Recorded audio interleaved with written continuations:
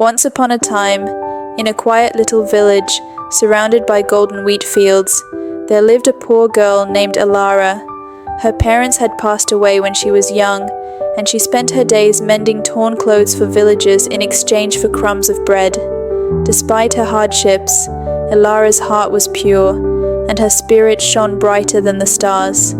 She often shared her tiny meal with stray birds, and comforted the children of the village with stories and songs. Everyone pitied her, yet none truly saw the light within her. One evening, while gathering firewood in the forest, Elara discovered a wounded silver dove caught in a thorn bush. Gently, she freed the bird and wrapped it in her only scarf. To her surprise, the dove spoke in a soft, musical voice. "Kind girl, you have freed me. I am no ordinary bird, but a messenger of the Moon Queen.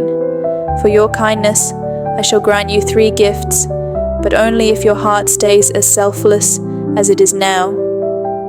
Elara bowed humbly, asking for nothing but strength to work harder. The dove vanished into the twilight, leaving behind a single glowing feather. The next morning, the feather turned into a needle of gold. Whatever Elara stitched with it became flawless, finer than silk woven in palaces. Soon, nobles from faraway lands came seeking her craftsmanship, and she earned enough to fill her tiny cottage with warmth and food. But Elara did not hoard her wealth. She built a school for village children and shared her blessings with everyone in need. Years later, the king announced a grand ball for his son, the young prince, who was to choose a bride. Elara, urged by her friends, sewed herself a simple gown using the golden needle. When she entered the palace, her dress shimmered like starlight, but it was her kindness that enchanted the prince most of all.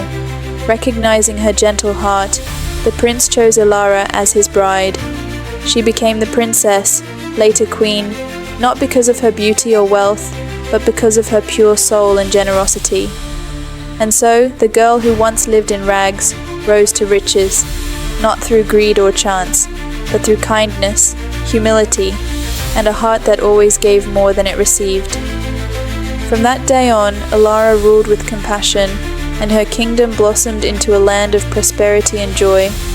Moral of the story: true riches are not found in gold or jewels, but in kindness, selflessness, and the courage to share even when you have little.